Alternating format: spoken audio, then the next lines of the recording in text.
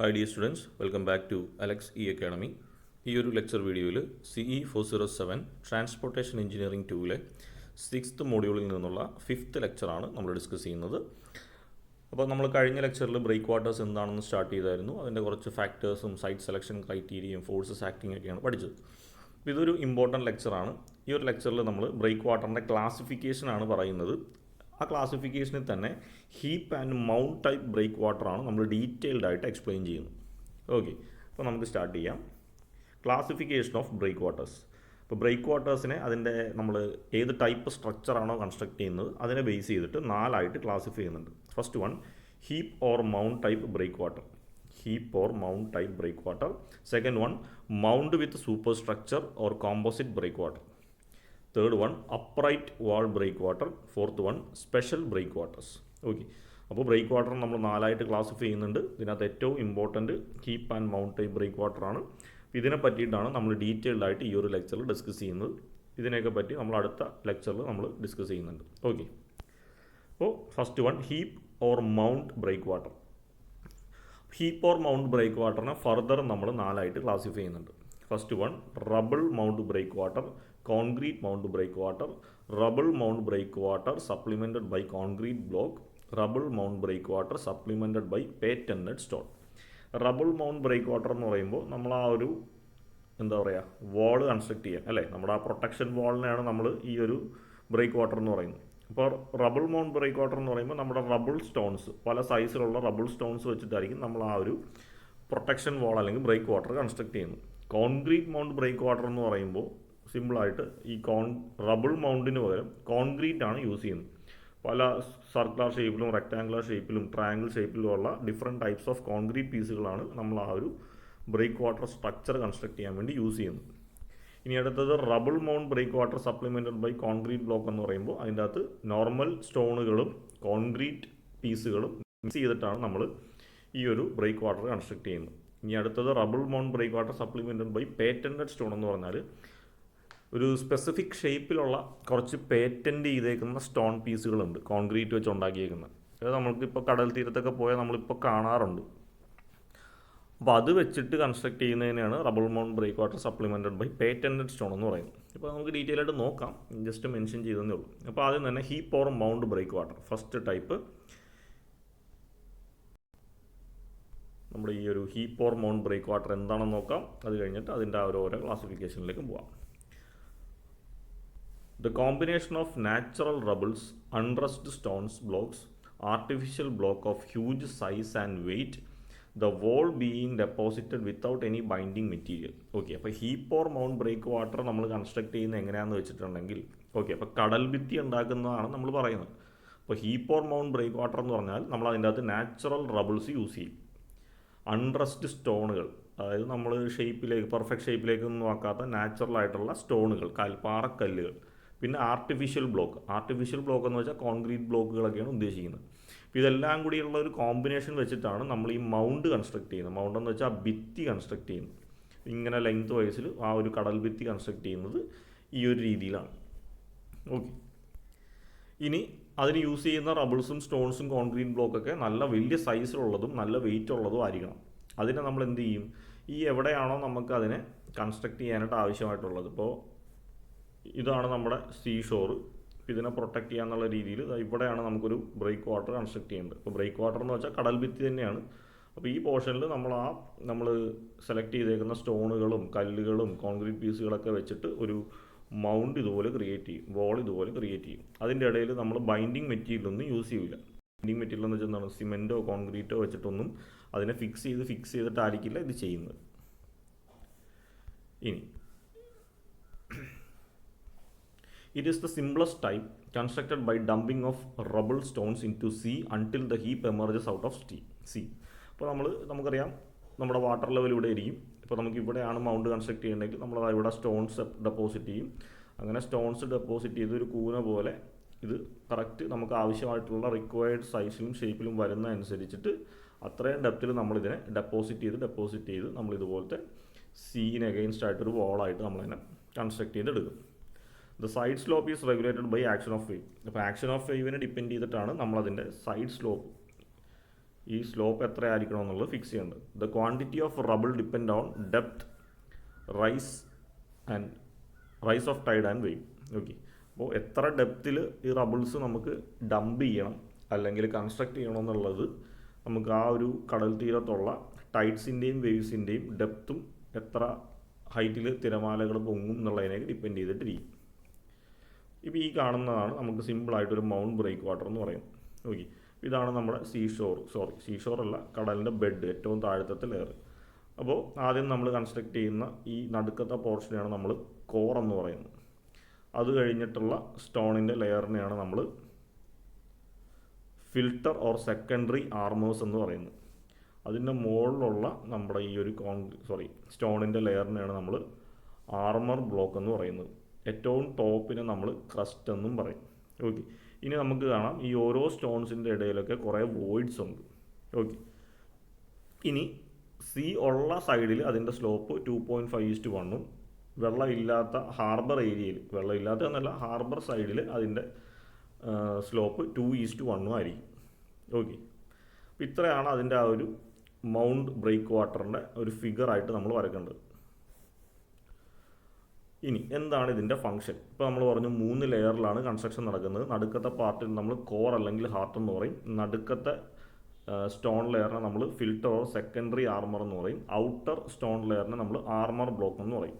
എന്താണ് ഇതിൻ്റെ ഫംഗ്ഷൻസ് എന്നാണ് പറയുന്നത്? Functions of components of breakwater. ബ്രേക്ക് വാട്ടറിൻ്റെ ഓരോ കമ്പോണൻസിൻ്റെയും ഫംഗ്ഷൻ.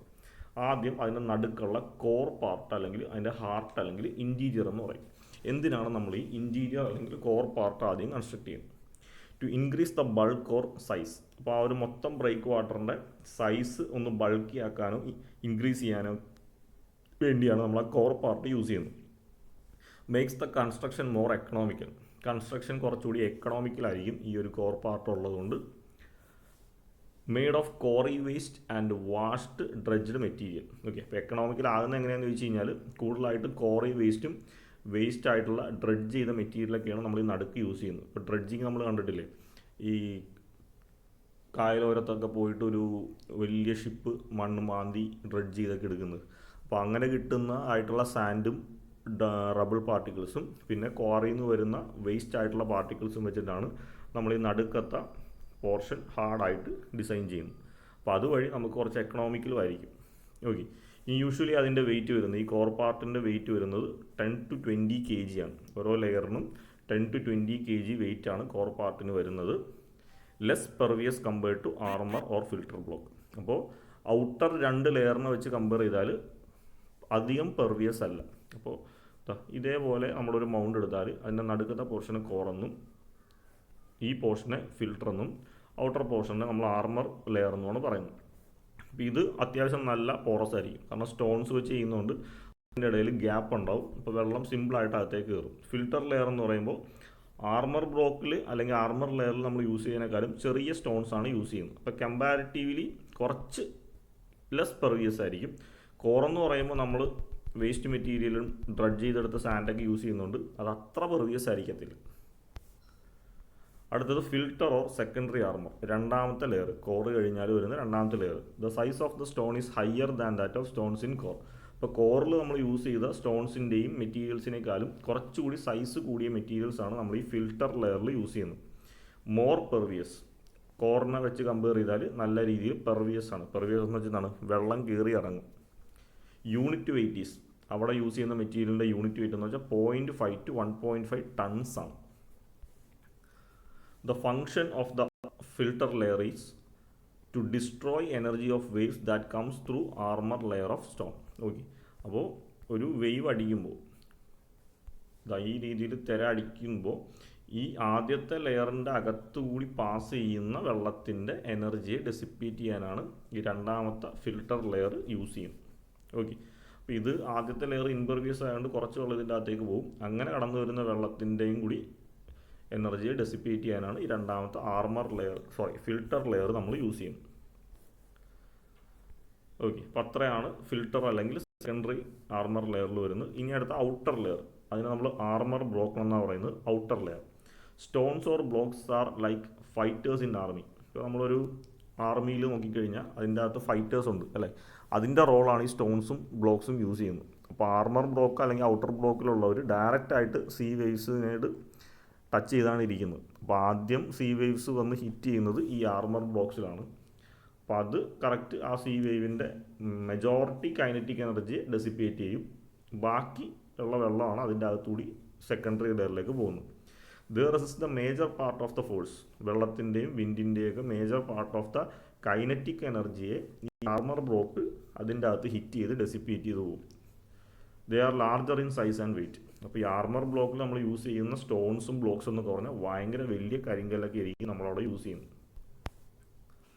ഇനി അടുത്ത ഡീറ്റെയിൽസ് ഓഫ് എനർജി ഡെസിപ്പേഷൻ. അപ്പോൾ എങ്ങനെയാണ് ഈ ബ്രേക്ക് വാട്ടർ എനർജി ഡെസിപ്പേറ്റ് ചെയ്യുന്നത്? Energy dissipation can be done in 2 stage.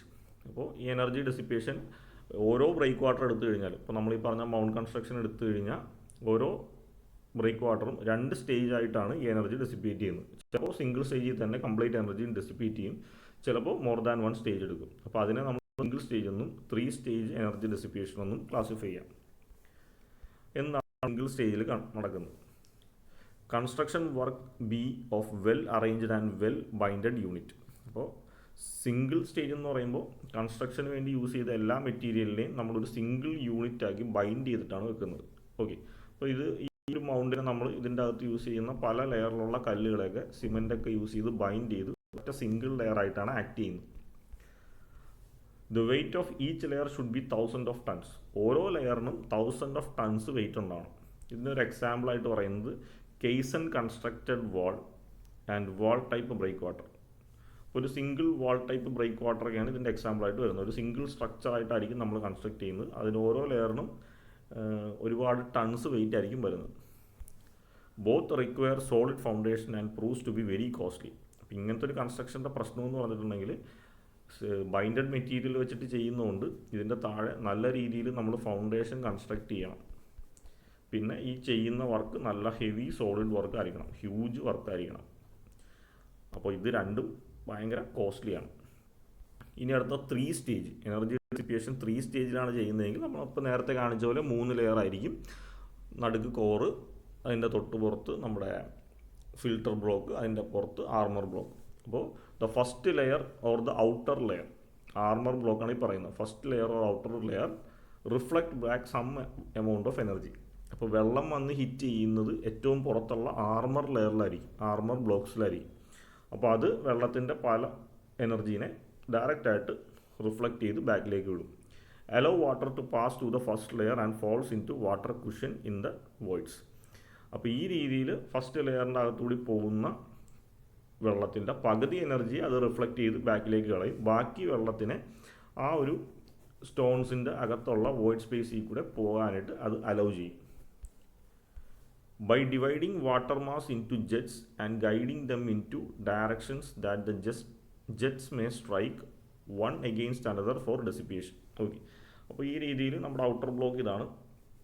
Outer block hit ചെയ്യുമ്പോൾ കുറേ എനർജി തിരിച്ച് റിഫ്ലക്റ്റ് ചെയ്ത് പോകും, കുറച്ച് എനർജി അതിൻ്റെ അകത്തുകൂടി പാസ് ചെയ്യും.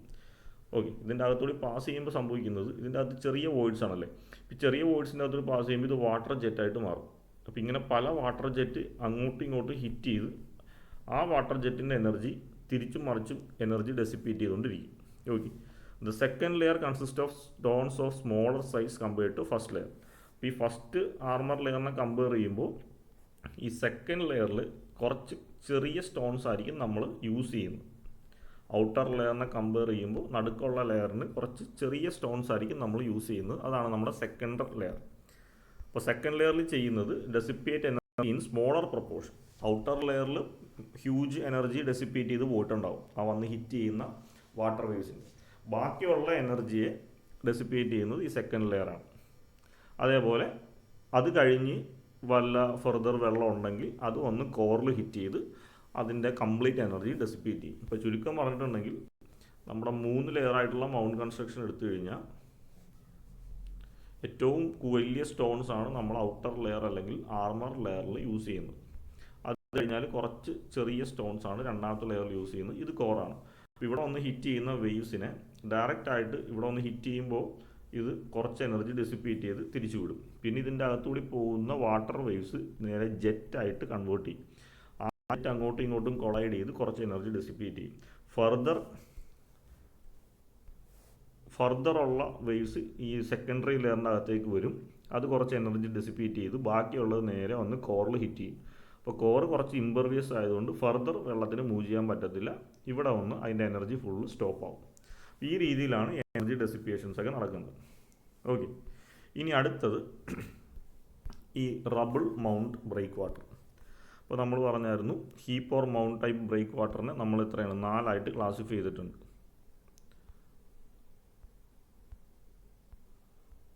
Heap or mound breakwater നമ്മൾ 4 ക്ലാസിഫൈ ചെയ്തിട്ടുണ്ട്. അതിൻ്റെ അകത്ത് റബിൾ മൗണ്ട് ബ്രേക്ക് വാട്ടറാണ് നമ്മളിപ്പോൾ ആദ്യമേ സ്റ്റാർട്ട് ചെയ്യാൻ പോകുന്നത്.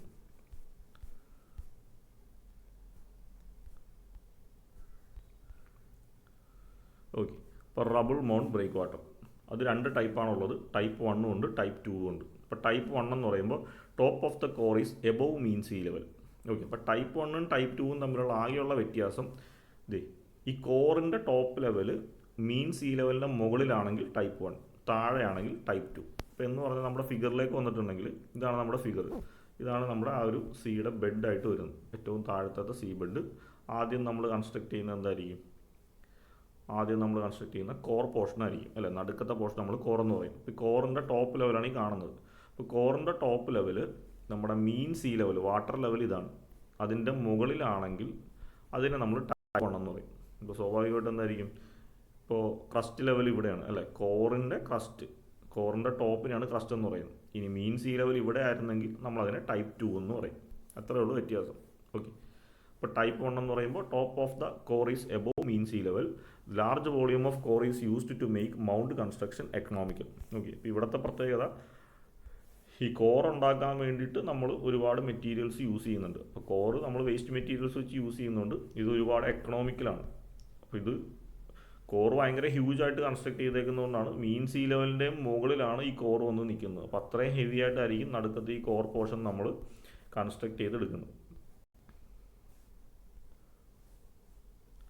The core protected from all sides by filter and armour layers. അപ്പോൾ കോറിനെ എല്ലാ സൈഡിൽ നിന്നും പ്രൊട്ടക്ട് ചെയ്യാൻ വേണ്ടി അതിൻ്റെ പുറത്ത് നമ്മളൊരു ആർമർ ലെയർ കൺസ്ട്രക്ട് ചെയ്യുന്നുണ്ട്.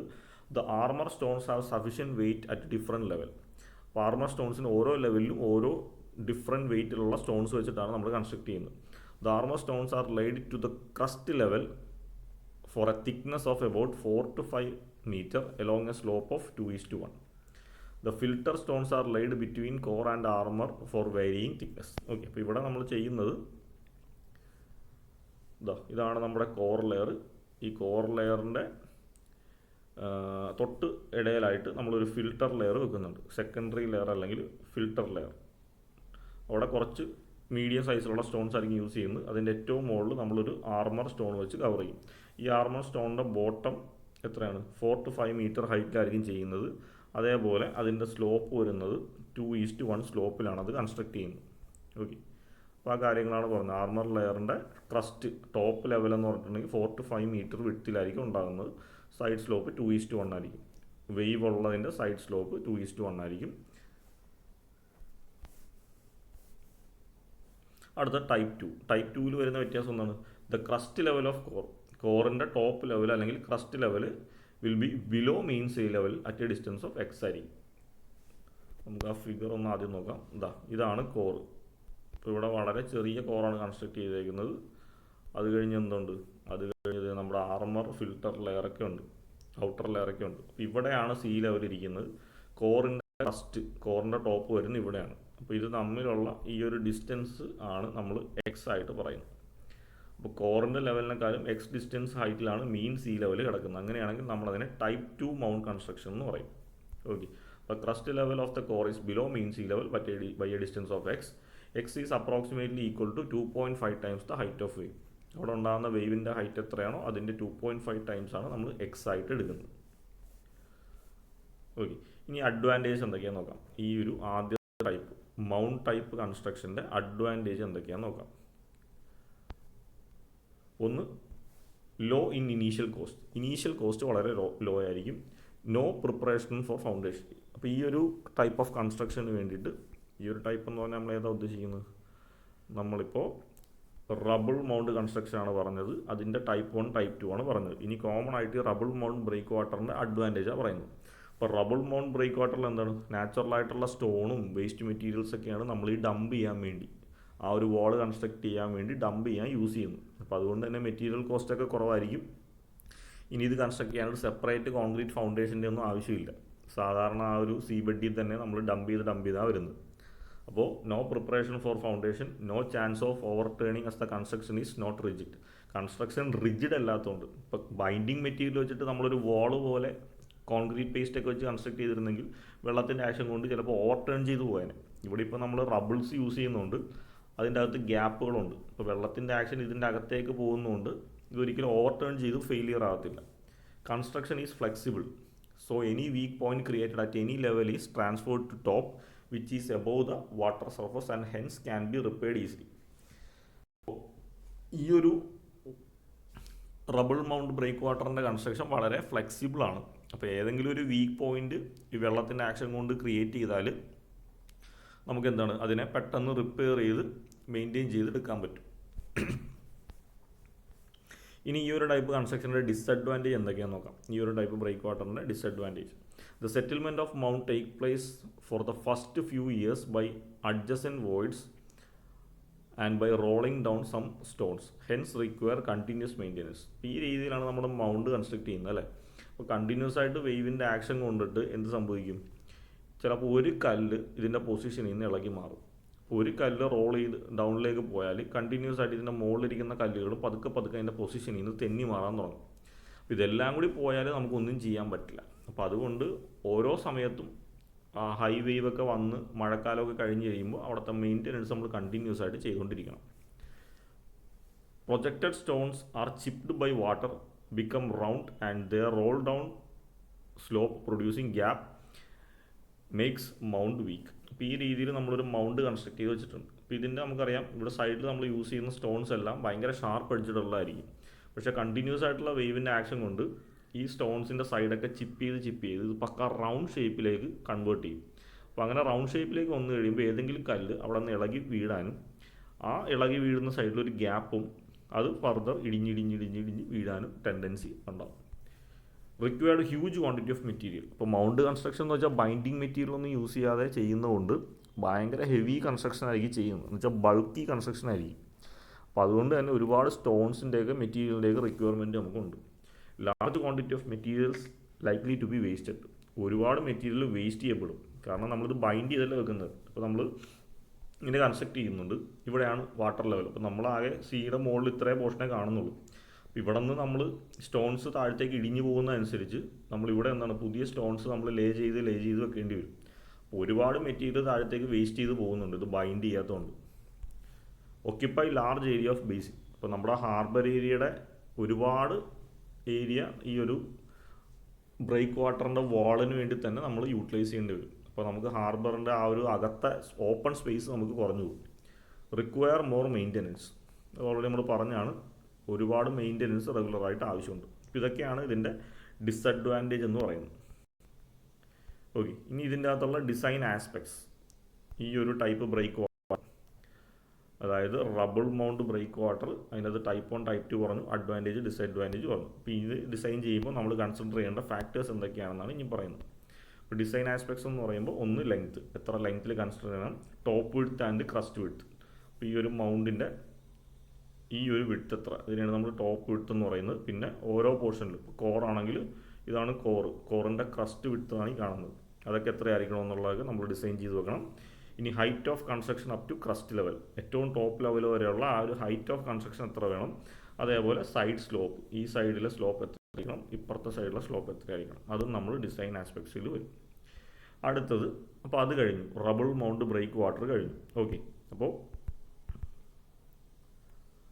നമുക്കറിയാം നമ്മുടെ ഹീപ്പ് മൗണ്ട് ബ്രേക്ക് വാട്ടറിനെ നമ്മൾ ഫർദർ 4 ക്ലാസിഫൈ ചെയ്തു. റബിൾ മൗണ്ട് ബ്രേക്ക് വാട്ടർ ഇത് നമ്മൾ കംപ്ലീറ്റ് ചെയ്തു. അടുത്തത് നമുക്ക് കോൺക്രീറ്റ് മൗണ്ട് ബ്രേക്ക് വാട്ടറാണ് പഠിക്കാനുള്ളത്. ഓക്കെ,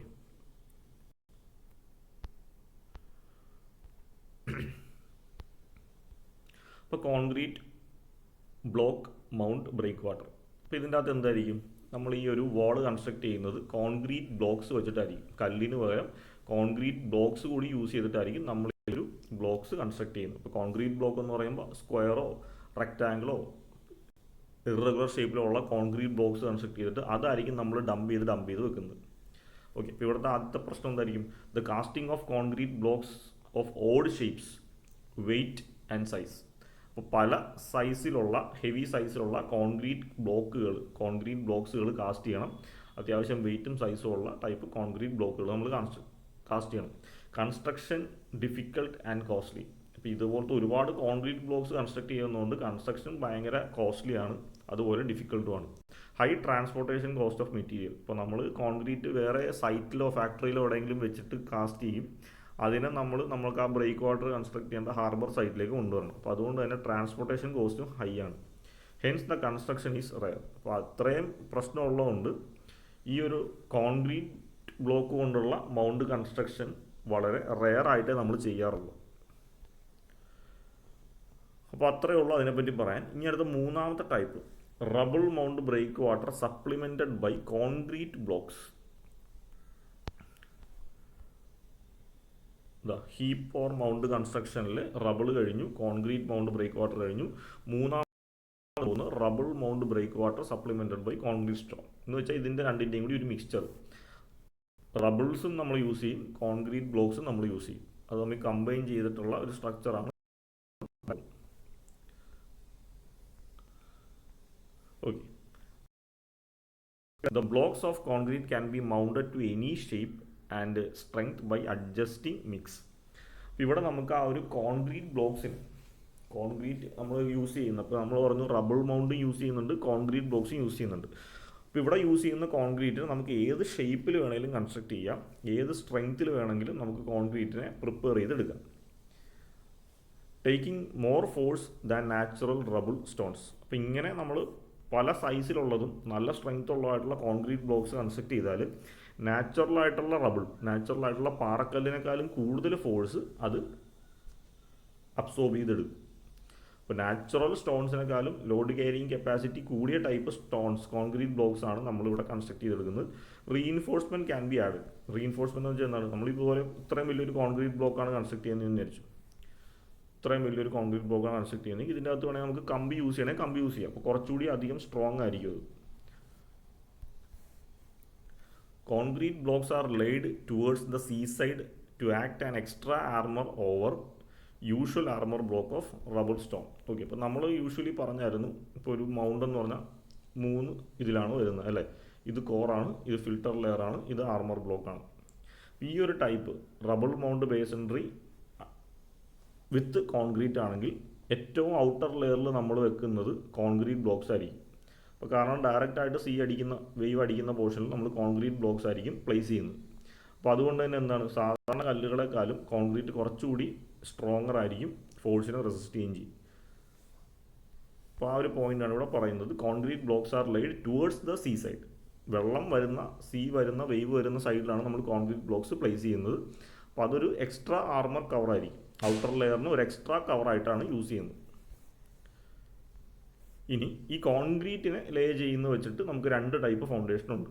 പെൽമെൽ ഫൗണ്ടേഷനുണ്ട്, വെൽ കോമ്പാക്റ്റഡ് ഫാഷനും ഉണ്ട്. അപ്പോൾ കോൺക്രീറ്റ് നമ്മൾ ഈ ഒരു ഔട്ടർ ലെയറിൽ അടുക്കി വെക്കുന്ന ലേ ചെയ്യുന്നതിൻ്റെ ഡിസൈൻ അനുസരിച്ചിട്ട് നമുക്ക് പെൽമെൽ രീതിയുണ്ട്, വെൽ കോമ്പാക്റ്റഡ് ഫാഷനും ഉണ്ട്. എന്താണ് പെൽമെൽ ഫാഷൻ എന്ന് നോക്കാം, അല്ലെങ്കിൽ ആ ഒരു pell mell method of concrete arranging. ഇവിടെ എന്ന് പറഞ്ഞാൽ heavier concrete blocks up to 20 to 50 ton.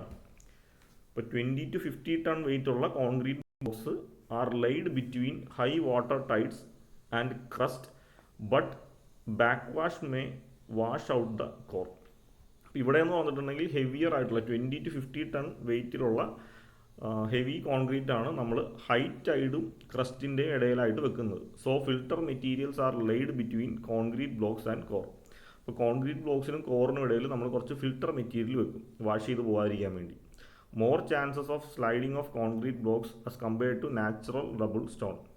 അപ്പോൾ ഇതിൻ്റെ ഒരു പ്രശ്നം എന്ന് വെച്ചിട്ടുണ്ടെങ്കിൽ കോൺക്രീറ്റ് ബ്ലോക്കുകൾ വേവിൻ്റെ ആക്ഷൻ കൊണ്ട് സ്ലൈഡ് ചെയ്ത് താഴെ വീഴാനുള്ള ടെൻഡൻസി ഉണ്ട്. Concrete blocks can be provide at steeper slope. ഇപ്പോൾ ഈ ഒരു ഫാഷനിൽ വെച്ച് കഴിഞ്ഞാൽ കോൺക്രീറ്റ് ബ്ലോക്സ് നമുക്ക് കുറച്ച് സ്റ്റീപ്പറായിട്ട് പ്ലേസ് ചെയ്യാനും പറ്റും. ഇതാണ് ആ ഒരു mound breakwater supplemented by concrete blocks laid in pellmell fashion. Pellmell fashion എന്ന് വെച്ചാൽ അത് ഈ ഒരു ഇതാണ്. ഒരു ലെയർ ഇങ്ങനെ വെച്ചു, അടുത്ത ലെയർ ഇങ്ങനെ വെച്ചു, അടുത്ത ലെയർ കുറച്ചുകൂടി പ്രൊജക്റ്റ് ചെയ്ത് വെച്ചു, കുറച്ച് വിഡ്ത്ത് കുറച്ചു, അങ്ങനെ പല വിഡ്ത്തിലും ഷേപ്പിലുമുള്ള ലെയറുകൾ പ്ലേസ് ചെയ്യുന്നതിനാണ് പെൽ മെൽ ഫാഷൻ എന്ന് പറയുന്നത്. അപ്പോൾ നമുക്ക് ഈ ഒരു ഫിഗർ നോക്കിക്കഴിഞ്ഞാൽ കാണാൻ പറ്റും. ഇതാണ് കോർ പോർഷൻ, നമ്മുടെ ബ്രേക്ക് വാട്ടറിൻ്റെ കോർ പോർഷൻ. സാധാരണ നമ്മുടെ വേസ്റ്റ് മെറ്റീരിയലും പിറ്റ് സാൻഡൊക്കെ വെച്ച് യൂസ് ചെയ്യുന്നത്. ഇതാണ് നമ്മുടെ സെക്കൻഡറി ലെയർ. അപ്പോൾ സെക്കൻഡറി ലെയർ കുറച്ചുകൂടി വലിയ സ്റ്റോൺസ് വെച്ചിട്ട് നമ്മൾ ലേ ചെയ്തു. ഇതാണ് ഔട്ടർ ലെയർ. ഔട്ടർ ലെയർ നമ്മൾ പറഞ്ഞായിരുന്നു വലിയ റബിൾ സ്റ്റോൺസ് വെച്ചിട്ടാണ് നമ്മൾ മേക്ക് ചെയ്യുന്നത്. ഇനി ആ വെയ്വ് അടിക്കുന്ന സൈഡിലാണ് നമ്മുടെ കോൺക്രീറ്റ് ബ്ലോക്കുകൾ. ഈ കാണുന്നതാണ് നമ്മുടെ കോൺക്രീറ്റ് ബ്ലോക്കുകൾ. ഈ കോൺക്രീറ്റ് ബ്ലോക്കുകളെ അറേഞ്ച് ചെയ്തേക്കുന്ന രീതി ഒരു ലെയർ ഈ രീതിയിൽ വെച്ചാൽ അടുത്ത ലെയർ വേറൊരു തിക്നെസ്സിൽ, അടുത്ത ലെയർ വേറൊരു തിക്നെസ്സിൽ, ഇത് വേറൊരു തിക്നെസ്സിൽ, അങ്ങനെ ഒരു പെൽ മെൽ അറേഞ്ച്മെൻ്റ് ആയിട്ടാണ് ഈ സാധനം വെച്ചേക്കുന്നത്. ഇതിൻ്റെ ഒരു അഡ്വാൻറ്റേജ് കുറച്ച് സ്റ്റീപ്പറായിട്ട് ഇതിനെ പ്ലേസ് ചെയ്താലും കുഴപ്പമൊന്നുമില്ല. ഓക്കെ, ഇനി കോൺക്രീറ്റ് ബ്ലോക്ക് ഇവിടെ ഉള്ളത് കൊണ്ടുള്ള ഗുണമെന്ന് വെച്ച് കഴിഞ്ഞാൽ കോൺക്രീറ്റ് നല്ല രീതിയിൽ ഷോക്ക് അബ്സോർബ് ചെയ്ത് വാട്ടറിനെ റെസിസ്റ്റ് ചെയ്യും. അപ്പോൾ ഈ ഒരു ആർമർ ലെയറും ഇതിൻ്റെ അകത്തുള്ള സെക്കൻഡറി ലെയറും കോർ ലെയറൊക്കെ കുറച്ചുകൂടി സ്റ്റേബിളായിട്ടിരിക്കും. ഓക്കെ, അപ്പോൾ ഇതിൻ്റെ മുകളിൽ നമ്മൾ ഇവിടെ ഒരു ക്രൗൺ വാളും കൺസ്ട്രക്ട് ചെയ്തിട്ടുണ്ട്. ഇതിനെല്ലാം കൂടി കണക്ട് ചെയ്തിട്ട് ഒരു ക്രൗൺ വാൾ, ഈ കോൺക്രീറ്റിനെയും ആർമർ ബ്ലോക്കിനെയും ഫിൽട്ടർ ലെയറിനെയൊക്കെ കണക്ട് ചെയ്തിട്ട് നമ്മളൊരു മുകളിലൊരു ക്രൗൺ വാളും കൺസ്ട്രക്ട് ചെയ്യുന്നതെന്ന് വെച്ചാൽ വേവ് ഒരു രീതിയിൽ ഇതിൻ്റെ മുകളിൽ കൂടി പാസ് ചെയ്യാതിരിക്കാൻ വേണ്ടി. ഇതാണ് ഈ ഒരു ടൈപ്പ് കൺസ്ട്രക്ഷനിൽ വരുന്നത്, പെൽ മെൽ കൺസ്ട്രക്ഷൻ എന്ന് പറയുന്നത്. ഇനി അടുത്ത കോൺക്രീറ്റ് നമ്മൾ കോമ്പാക്റ്റഡ് ഫാഷനിലാണ് വെക്കുന്നതെങ്കിൽ എങ്ങനെയാണെന്ന് നോക്കാം. The concrete armour blocks R arranged tightly without binding material. ഇപ്പോൾ ബൈൻഡിങ് മെറ്റീരിയലൊന്നും ഇല്ലാതെ കോൺക്രീറ്റ് നമ്മൾ ഭയങ്കര കോമ്പാക്റ്റ് ചെയ്തിട്ട് നല്ലൊരു ഷേപ്പിലാണ് അറേഞ്ച് ചെയ്യുന്നതെങ്കിൽ അതിനെയാണ് നമ്മൾ കോമ്പാക്റ്റഡ് ഫാഷൻ എന്ന് പറയുന്നത്. അപ്പോൾ due to tight joints there is a chance of uplift at the toe area which becomes weak. അപ്പോൾ ഇതിങ്ങനെ കോമ്പാക്റ്റ് ചെയ്ത് ക്ലോസ്ലി ആയിട്ട് വെച്ചേക്കുന്നുണ്ട്. കോൺക്രീറ്റിൻ്റെ ഓരോ ജോയിൻസിലും, രണ്ട് കോൺക്രീറ്റ് ബ്ലോക്ക് തമ്മിലുള്ള ജോയിൻസിൽ അപ്ലിഫ്റ്റ് ഫോഴ്സ് വരാനും ആ ടോ ഏരിയ വീക്കറായിട്ട് വരാനുള്ള ടെൻഡൻസി ഉണ്ട്. The repairing toe area becomes costly and defective. അപ്പോൾ ഇങ്ങനെ ഒരു ഇഷ്യൂ ഉള്ളതുകൊണ്ട് ടോ ഏരിയ കോൺസ്റ്റൻ്റ് ആയിട്ട് റിപ്പയർ ചെയ്യണം. അപ്പോൾ അവിടെ നമുക്കത് കുറച്ച് കോസ്റ്റ്ലിയും ഡിഫിക്കൽട്ടും ആയിരിക്കും. ഇതിൻ്റെ ഒരു ഫിഗർ എന്ന് പറഞ്ഞാൽ നേരത്തെ കാണിച്ച പോലെ ഇതാണ് നമ്മുടെ കോർ പോർഷൻ, ഇത് നമ്മുടെ ഫിൽട്ടർ ലെയറാണ്, ഇതാണ് നമ്മുടെ ആർമർ ബ്ലോക്ക്, സ്റ്റോൺ വെച്ചിട്ടുള്ള ബ്ലോക്ക്. അതിൻ്റെ പുറത്ത് കോൺക്രീറ്റ് ബ്ലോക്ക്സ് നമ്മളൊരു പാക്ഡ് ആയിട്ട് ഈ രീതിയിൽ അറേഞ്ച് ചെയ്ത് വെച്ചേക്കും. ഇവിടെ നമ്മൾ ബൈൻഡിങ് മെറ്റീരിയൽ ഒന്നും യൂസ് ചെയ്യുന്നില്ല, പക്ഷെ അത് പാക്ഡ് ആയിരിക്കും. ഇപ്പോൾ ഒരു പെർഫെക്റ്റ് ഷേപ്പിൽ നല്ല സ്ലോപ്പൊക്കെ ഇട്ട് 1:1.5:1 എന്നുള്ള സ്ലോപ്പൊക്കെ ഇട്ട് നല്ല രീതിയിൽ ചെയ്യും. ഇനി ആ ടോ പോർഷൻ മാത്രം നമ്മൾ ഈ രീതിയിൽ സെപ്പറേറ്റ് ഒരു ഹൊറിസോണലായിട്ട് ചെയ്യും. കാരണം അവിടെ നമുക്കൊരു ഇതിങ്ങനെ താഴത്തേക്ക് ഇരുന്ന് പോകാതിരിക്കാൻ വേണ്ടി നമ്മൾ എക്സ്ട്രാ ഇവിടെ ഒരു ടോപ്പ് പോർഷനും കൂടി കൺസ്ട്രക്ട് ചെയ്യും. ഓക്കെ, ഇതൊന്നും ഡീറ്റെയിൽഡ് ആയിട്ടൊന്നും നോക്കണ്ട, വളരെ മൈന്യൂട്ടായിട്ടേ ചോദിക്കുകയുള്ളൂ. ഇനി നമ്മുടെ last type heap or mound type ബ്രേക്ക് വാട്ടറിലെ ഫോർത്ത് ടൈപ്പ് എന്ന് പറഞ്ഞാൽ rubble mound breakwater supplemented by patented stone. ഇപ്പോൾ പഠിച്ച സെയിം സാധനം തന്നെ നമ്മൾ യൂസ് ചെയ്യുന്നത് core, secondary layer, armour block, rubble മൗണ്ടാണ് നമ്മളെല്ലായിടത്തും യൂസ് ചെയ്യുന്നത്. ഇനി ഇതിൻ്റെ ഔട്ടർ ലെയറിൽ ഇവിടെ നമ്മൾ സാധാ കോൺക്രീറ്റ് പീസസ് ബ്ലോക്സ് ഒക്കെയാണ് യൂസ് ചെയ്തത് അല്ലേ, ഈ ഒരു ടൈപ്പിൽ. അടുത്തതിൽ നമ്മൾ പേറ്റൻറ്റഡ് സ്റ്റോൺസ് ആണ് യൂസ് ചെയ്യുന്നത്. എന്താണ് പേറ്റൻറ്റഡ് സ്റ്റോൺ? അപ്പോൾ നമ്മൾ കടൽ തീരത്ത് പോകുമ്പോൾ ഇതേപോലത്തെ ഒരു പെർഫെക്റ്റ് പർട്ടിക്കുലർ ഷേപ്പിലുള്ള കുറച്ച് സ്റ്റോൺസ് ഇപ്പോഴായിട്ട് നമ്മൾ ഇൻട്രൊഡ്യൂസ് ചെയ്തിട്ടുണ്ട്. ഇതൊക്കെ പലരും കണ്ടുപിടിച്ചേക്കുന്ന ടൈപ്പ് സ്ട്രക്ചറാണ്. അപ്പോൾ അതിനെയാണ് നമ്മൾ പേറ്റൻറ്റഡ് എന്ന് പറയുന്നത്. അത് നമുക്ക് അവരുടെ അവകാശം ഇല്ലാതെ കൺസ്ട്രക്ട് ചെയ്യാനോ യൂസ് ചെയ്യാനോ ഒന്നും പറ്റത്തില്ല. ഇതേപോലെ നമ്മൾ പുതിയതായിട്ട് ഡിസൈൻ ചെയ്തെടുത്തേക്കുന്ന ഒരു 4-5 ടൈപ്പ് ഡിസൈനുണ്ട്. സാധാരണ സ്റ്റോൺസ് ഇതാണ്, അതിന് പകരം നമ്മൾ ഇത് ഒരു പർട്ടിക്കുലർ ഷേപ്പിലുള്ള കുറച്ച് സ്റ്റോൺസ് യൂസ് ചെയ്യും. അതിനെയാണ് നമ്മൾ നാലാമത്തെ ടൈപ്പ് എന്ന് പറയുന്നത്. ഇപ്പോൾ റബിൾ മൗണ്ട് ബ്രേക്ക് വാട്ടറാണ്, അതിൻ്റെ കൂടെ നമ്മൾ പേറ്റൻറ്റഡ് ആയിട്ടുള്ള സ്റ്റോൺസും നമ്മൾ യൂസ് ചെയ്യും. The concrete blocks are not hydraulically rough enough. അപ്പോൾ സാധാരണ കോൺക്രീറ്റ് ബ്ലോക്ക് ഹൈഡ്രോളിക്കലി അത്ര റഫൊന്നുമല്ല. അപ്പോൾ അതിൻ്റെ ഡിസഡ്വാൻറ്റേജൊക്കെ കൗണ്ടറാക്ട് ചെയ്യാൻ വേണ്ടിയിട്ടാണ് നമ്മൾ ടെട്രാ പോഡ്സ് ഇൻട്രൊഡ്യൂസ് ചെയ്തത്. അപ്പോൾ നമ്മളിപ്പോൾ ഈ കാണിച്ചതാണ് ടെട്രാ പോഡ്സ്, ഈ ഷേപ്പിലുള്ള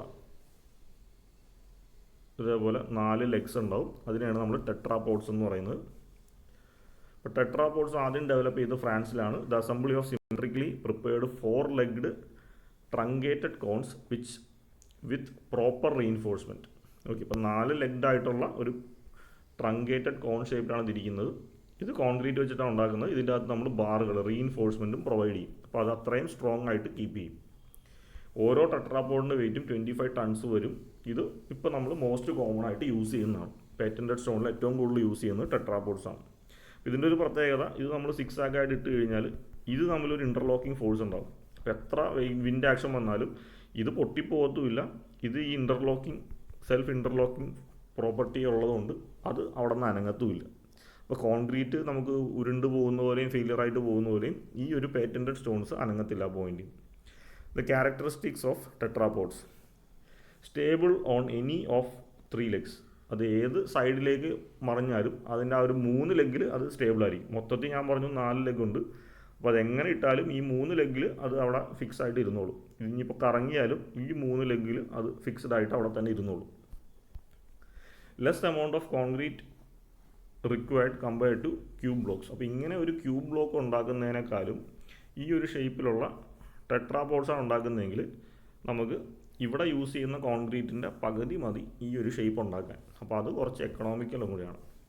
ഡെസിപ്പിയേറ്റ്സ് more energy due to hydraulic roughness. അപ്പോൾ അതിൻ്റെ ഷേപ്പ് കൊണ്ടുള്ള ഒരു ഹൈഡ്രോളിക് റഫ്നെസ് ഉള്ളതുകൊണ്ട് സാധാ കോൺക്രീറ്റോ സാധാ നാച്ചുറൽ റബിൾ സ്റ്റോണോ അബ്സോർബ് ചെയ്യുന്ന ഡെസിപ്പേറ്റ് ചെയ്യുന്ന എനർജീനേക്കാളും കൂടുതൽ എനർജി ഇത് ഡെസിപ്പേറ്റ് ചെയ്ത് കളയും.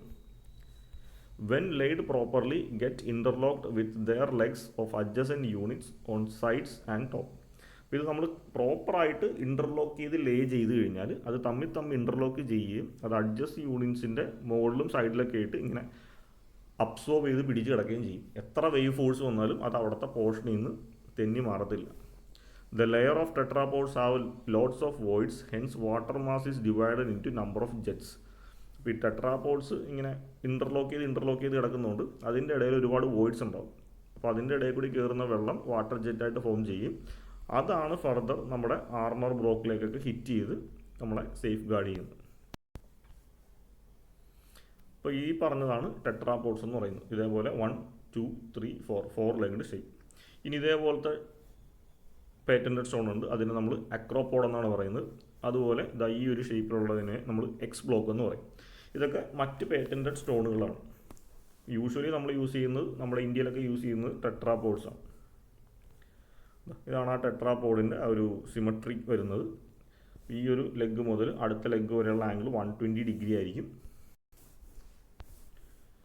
ഓക്കെ, ഇനി അടുത്തത് 1-2 ടൈപ്പ് പേറ്റൻറ്റഡ് സ്റ്റോൺസ് കൂടി ഉണ്ട്. അപ്പോൾ പേറ്റൻറ്റഡ് സ്റ്റോൺസിനെ പറ്റി ഒരു ഷോർട്ട് നോട്ട് എഴുതാൻ ചോദിച്ചാൽ നമുക്ക് നേരത്തെ പറഞ്ഞ പോലെ ടെട്രാപോഡ്സ് എഴുതാം.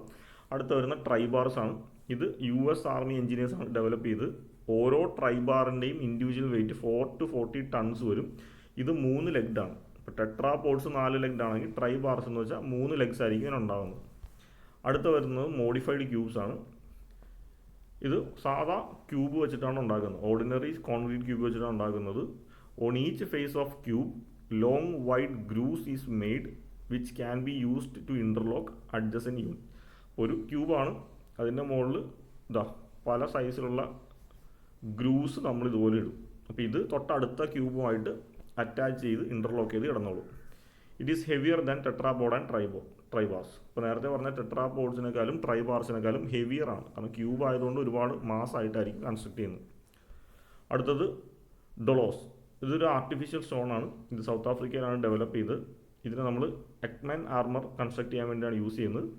ഇത് ഫർദർ നെതർലാൻഡ്സിലാണ് ഡെവലപ്പ് ചെയ്ത് കൊണ്ടുവന്നേക്കുന്നത്. ഇത്രയാണ് നമുക്ക് പേറ്റൻറ്റഡ് സ്റ്റോൺസിൽ പഠിക്കാനുള്ളത്. അപ്പോൾ കംപ്ലീറ്റ് ആയിട്ട് ഈ ഒരു ലെക്ചറിൽ നമ്മൾ ആ ഒരൊറ്റ ടോപ്പിക്ക് നോക്കിയുള്ളൂ. Basic classification of breakwater നോക്കി. പക്ഷേ അതിൻ്റെ അകത്ത് തന്നെ heap and mound breakwater ടൈപ്പിനെ പറ്റിയിട്ടാണ് നമ്മൾ ഡീറ്റെയിൽ ആയിട്ട് പറഞ്ഞത്. ഈ heap and mound breakwater നമ്മൾ further rubble mound breakwater എന്നും കോൺക്രീറ്റ് മൗണ്ട് ബ്രേക്ക് വാട്ടർ എന്നും കോൺക്രീറ്റ് വിത്ത് റബിളും അല്ലെങ്കിൽ റബിൾ വിത്ത് പേറ്റൻറ്റഡ് സ്റ്റോണും അങ്ങനെ 4ആയിട്ട് ക്ലാസിഫൈ ചെയ്യുന്നുണ്ട്. ഓക്കെ, ഇതിനെ എല്ലാത്തിനെയും പറ്റിയിട്ട് അതിൻ്റെ അഡ്വാൻറ്റേജ് ഡിസഡ്വാൻറ്റേജ് അതിൻ്റെ ഫിഗറും ബ്രീഫ് ഡിസ്ക്രിപ്ഷനും പഠിച്ചാൽ മതി. അപ്പോൾ നമ്മൾ ആവശ്യത്തിൽ കൂടുതൽ പോയിൻറ്റ്സ് ഇതിനകത്ത് പറയുന്നുണ്ട്. അപ്പോൾ അതിൻ്റെ അകത്തുനിന്ന് നിങ്ങൾക്ക് ഓർത്തിരിക്കാൻ പറ്റിയ വളരെ ബ്രീഫായിട്ട് പഠിച്ചാൽ മതി. ഫിഗേഴ്സ് എല്ലാം വരച്ച് പഠിക്കുക, അതേപോലെ അഡ്വാൻറ്റേജ് ഡിസഡ്വാൻറ്റേജ് ഒക്കെ ഓർത്തിരിക്കുക. ഓക്കെ, അപ്പോൾ ഇത്രയാണ് ഈ ഒരു ലെക്ചറിലുള്ളത്. Thank you.